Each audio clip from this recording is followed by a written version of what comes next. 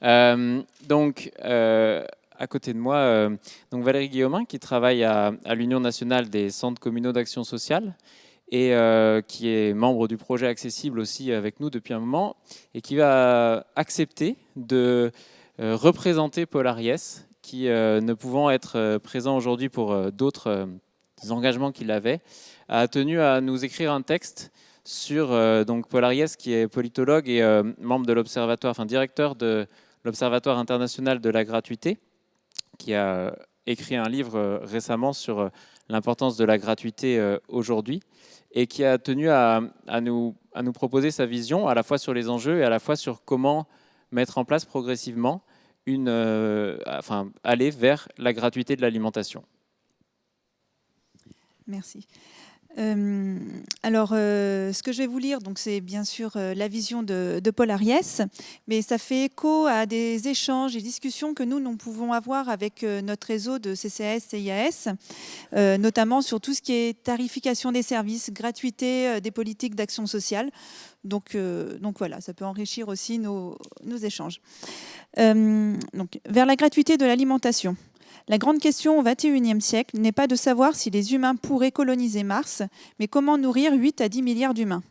La faim dans le monde n'est pas la conséquence d'un régime alimentaire trop carné, mais d'un système économique qui a breveté le vivant, cassé l'agriculture vivrière, généralisé le gaspillage, fait de l'alimentation une marchandise.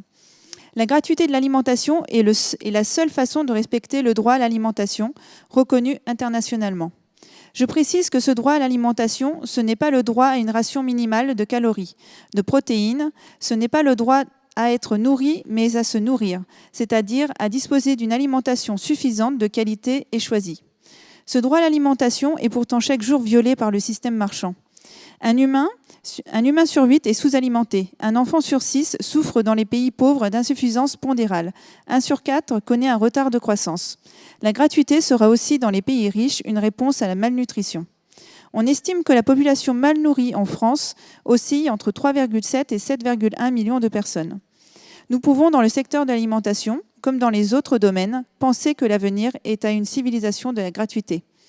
Je sais bien que soutenir que l'alimentation devrait être gratuite semble être une provocation. Mais c'est alors une provocation à rêver, à penser, à agir. Cette utopie est réaliste, puisque le seul gaspillage alimentaire nord-américain dépasse ce qui serait nécessaire pour résoudre le drame de la faim dans le monde. La gratuité de l'alimentation sera bien sûr une gratuité construite, et d'abord sur le plan économique. La gratuité, ce n'est pas le produit débarrassé du coût, mais du prix. J'ai fait des propositions dans le livre « Gratuité versus capitalisme » au nom de l'Observatoire international de la gratuité en matière de financement. Nous pouvons prendre exemple sur des expériences étrangères pour financer cette gratuité, notamment dans le domaine scolaire. Cette gratuité sera également culturellement et politiquement construite. Il ne s'agit pas de rendre toute alimentation gratuite, mais celle qui correspond à notre conception de l'agriculture et de l'élevage, mais aussi à notre conception de la table. Il ne s'agit pas, bien sûr, de songer à instaurer la gratuité de l'alimentation du jour au lendemain, mais de construire le passage du tout marchand au un peu moins marchand, puis au plus du tout marchand. Ce passage à la gratuité de l'alimentation pourrait suivre 3 grandes étapes. Donc, la première étape, la gratuité de la restauration scolaire. L'instauration de la gratuité serait la seule façon de rendre effectif le droit à la cantine pour tous. Longtemps refusé par la droite, reconnu par la loi depuis janvier 2018, mais sans cesse bafoué, car il ne s'applique que si le service de cantine existe déjà et que si le nombre de places est suffisant. Il faut donc aller plus loin et instaurer dans les communes l'obligation de créer des cantines et d'y accueillir tous les enfants. On n'imagine pas une école refuser un enfant sous prétexte qu'elle n'aurait pas assez de bancs. Pourquoi l'accepter alors pour la cantine ? Cette gratuité de la restauration scolaire est recommandée par l'UNICEF, car c'est un instrument essentiel de scolarisation, notamment des jeunes filles. Au Kenya, par exemple, 1,3 million d'enfants ont regagné les bancs de l'école grâce aux repas gratuits. De nombreux pays du nord de l'Europe, comme la Suède, pratiquent la gratuité de la restauration scolaire depuis plus de 10 ans et durant les 9 années d'enseignement obligatoire. L'objectif n'est pas seulement diététique, mais culturel, car apprendre à bien manger est aussi important que d'apprendre à lire et à compter. La Suède le peut, pourquoi pas la France ? Il ne s'agit pas bien sûr de rendre gratuite l'alimentation telle qu'elle existe, mais d'utiliser la gratuité pour repenser notre alimentation et donc aussi notre système agricole, pour défendre par exemple une agriculture et un élevage paysan, pour aller vers une alimentation relocalisée, resaisonnalisée, mais moins gourmande en eau, moins carnée, assurant la biodiversité, une cuisine faite sur place et servie à table.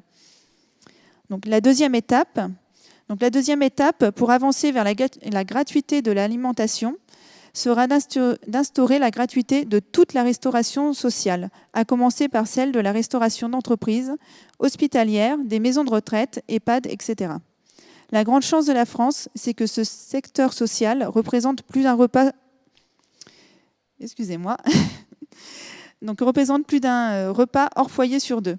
La restauration sociale peut donc être un excellent levier pour développer d'autres politiques agricoles. Il suffirait de modifier le cahier des charges du Code des marchés publics pour réussir la transition écologique. La troisième étape pourrait prendre la forme de paniers bio-local à la disposition des citoyens, un peu sur le modèle des AMAP. Ce serait la seule façon d'instaurer le droit au bio pour tous. Ce serait un excellent levier pour la relocalisation. On pourrait pour cela généraliser le modèle des régies municipales fermières permettant d'installer des paysans. J'entends déjà les durs à jouir, la gratuité serait contraire à la qualité de l'alimentation. Allons donc, la malbouffe est bien payante que je sache.